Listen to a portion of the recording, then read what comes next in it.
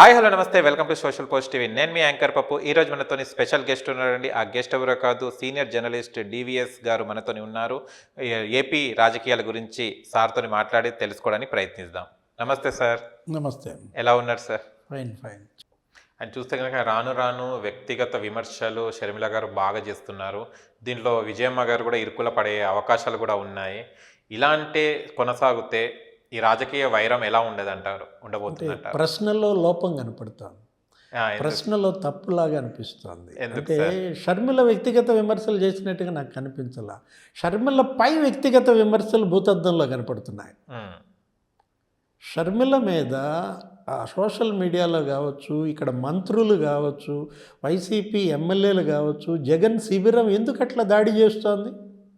వచ్చింది, పార్టీ పెట్టింది, ఆమె మానాన్ని ఆమె ప్రచారం చేసుకుని పోద్ది. నిజంగా మీకు బలం ఉంటే, మీకు దమ్ము ఉంటే మీరు ధైర్యంగా నిలబడాలి తప్పితే, ఒక మహిళ రాజకీయంలోకి వచ్చినప్పుడు నీ సొంత చెల్లిని మొరసపల్లి షర్మిల శాస్త్రి, మొరసపల్లి షర్మిల శర్మ ఇప్పుడు ఒక నెల రోజుల క్రితం పెళ్లి చేసుకుందామే మొరసపల్లి వాళ్ళని. ఇదే మొరసపల్లి షర్మిల శాస్త్రి అని అంటున్నారు కదా, ఈమె మరి నీ తరపున పాదయాత్ర చేసినప్పుడు అదే మొరసపల్లి.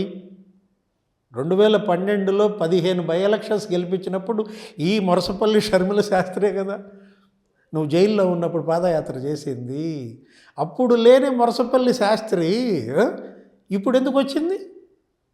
ఇది కదా వ్యక్తిగత విమర్శలు అనేది.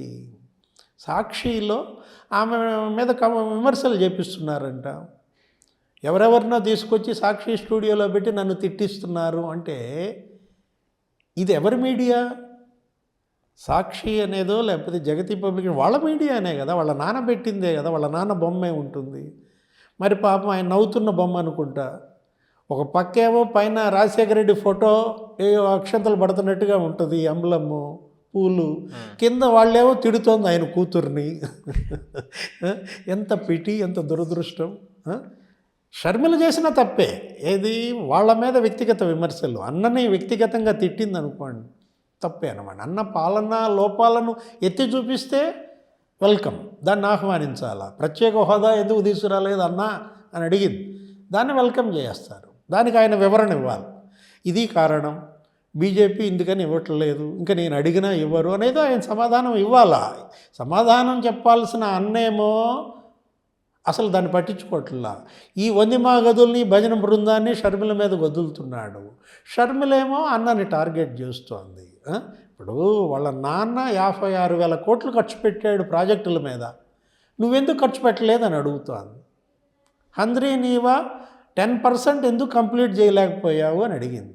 గాలేరు నగరి 50% ఎందుకని మిగిలింది పెండింగ్ కంప్లీట్ చేయలేకపోయావు అంది.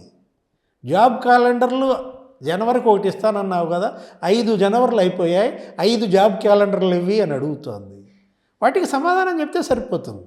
అంతే తప్ప మొరసపల్లి షర్మిల శాస్త్రి లేదు వాళ్ళ దగ్గర డబ్బులు ఎగ్గొట్టింది, వీళ్ళ దగ్గర డబ్బులు ఎగ్గొట్టింది ఎవరిని అంటున్నారు? నీ సొంత చెల్లి.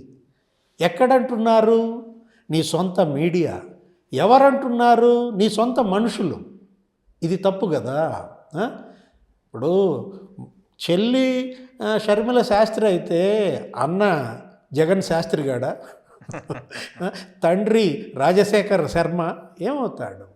రక్తబంధం ఆమె చెప్తోంది కదా, నీ రక్తం నా రక్తం ఒకటే, నువ్వు నేను ఒకే హాస్పిటల్లో పుట్టాం, రాజశేఖర రెడ్డి రక్తం మనది అని అంటున్నప్పుడు అన్న ఈ విధంగా చెల్లి మీదకి ఇలాంటి విమర్శలుగా చేయాల్సింది. ఆమె చేసిన తప్పులు చెప్పండి, ఆమెలో ఉన్నటువంటి అవినీతిని బయటకు తీయండి, ఆమె వైఫల్యాలను మీరు బయట పెట్టండి.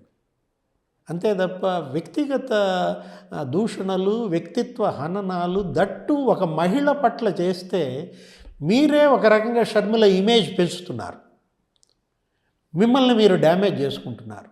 షర్మిల ఇమేజ్ ఎంత పెరిగితే జగన్ ఇమేజ్ అంత డ్యామేజ్ అవుతుంది. అది గుర్తుపెట్టుకోవాలి. ఆ లాజిక్ మిస్ అవుతుంది జగన్ శిబిరం.